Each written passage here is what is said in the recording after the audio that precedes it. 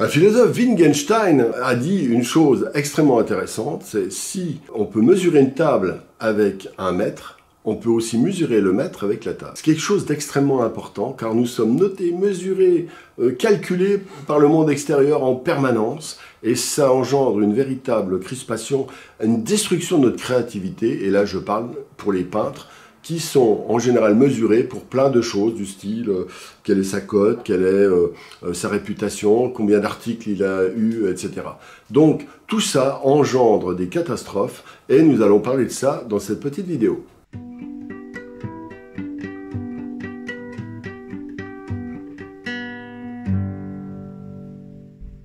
Vous connaissez sans doute l'image de l'éléphant, très puissant, qui est tenu par juste une petite corde, et cet éléphant, par le cornac tient en laisse finalement son éléphant à quelque chose qu'il pourrait enlever juste par un minuscule coup de patte. Eh bien, c'est un dressage. Quand l'éléphant est tout petit, on lui met cette fameuse corde, justement, et il ne peut pas l'enlever, il essaie de tirer, il n'y arrive pas. Et à un moment donné, l'éléphant se dit « Bon, ben, c'est mort, j'y arriverai jamais, je ne peux pas enlever cette corde. » Il grandit, il devient puissant, 10 fois plus puissant, il pourrait enlever cette corde, mais il ne le fait plus. En fait, il a accepté comme une évidence qu'il ne pourrait pas enlever cette corde. Eh bien, c'est ce qui nous arrive à tous lorsque l'on nous mesure et qu'on accepte cette mesure de l'extérieur. C'est quelque chose de terrifiant. Par exemple, quelqu'un va vous dire « Ah, c'est bien connu, tu n'y arriveras pas à cause de ci, à cause de ça. » Les parents, des fois, mais surtout à l'école, bien entendu. Eh bien, nous tous les peintres, je parle des peintres, mais on peut appliquer ça à tout, bien sûr, qui acceptent une simple injonction du style, quand on est débutant, « Ah oui, mais ça, c'est dur et tu n'y arriveras pas. » Par exemple. Eh bien, c'est une corde, aussi bien que pour l'éléphant, qui peut devenir une entrave tout au long de votre pratique de la peinture et de votre vie. Tout au long de votre vie.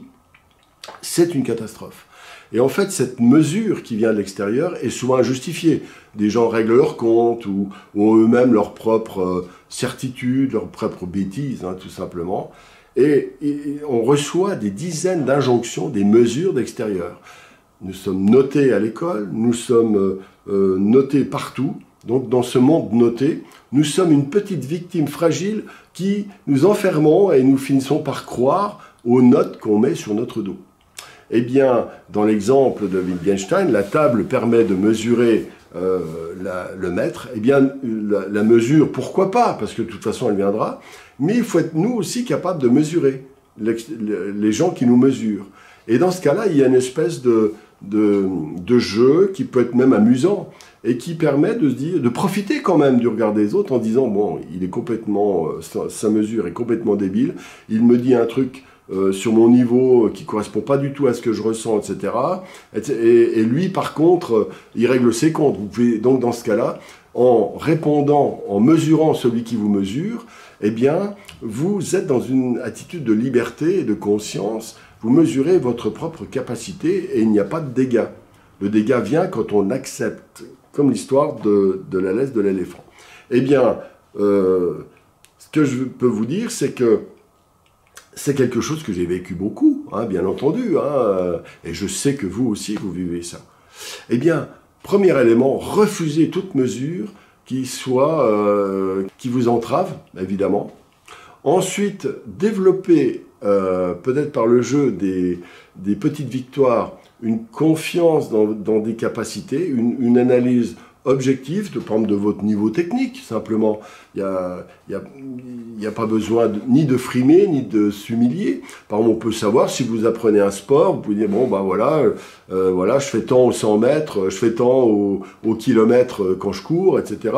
C'est assez objectif. Vous dites, bon, ben, je fais faire un peu de progrès, etc. Vous avez une mesure qui est naturelle, qui n'est pas, dans ce cas-là, par exemple, quand c'est un chronomètre, ce n'est pas la mesure dont je parle. Je parle de la mesure destructive de l'extérieur, hein, vous avez compris.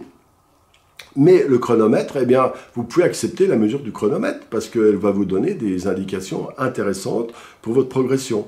Et il faut ramener la mesure qui vous vient sur vous, les notes, etc., du point de vue à l'idée du chronomètre. C'est-à-dire, essayer d'observer ce qui est objectif et dans ce cas, il faut être capable de mesurer aussi le mètre. Voilà, tout simplement.